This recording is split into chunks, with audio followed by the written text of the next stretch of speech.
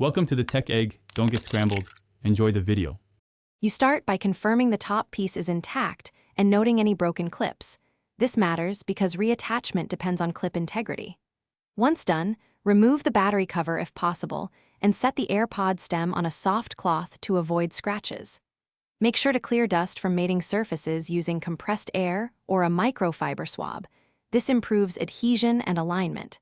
You will be working with a small pry tool and steady hands, so stabilize your wrist against the table before the next step. You now focus on the mechanism.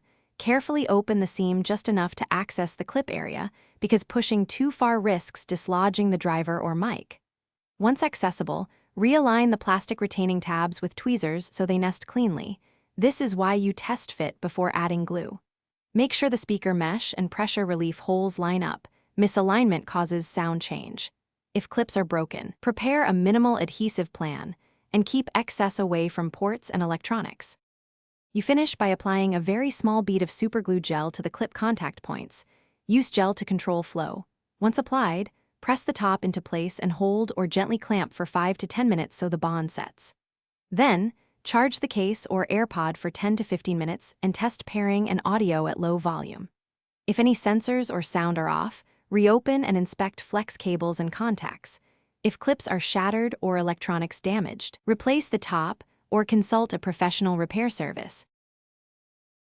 Thanks for watching. Consider subscribing if I helped unscramble your problems.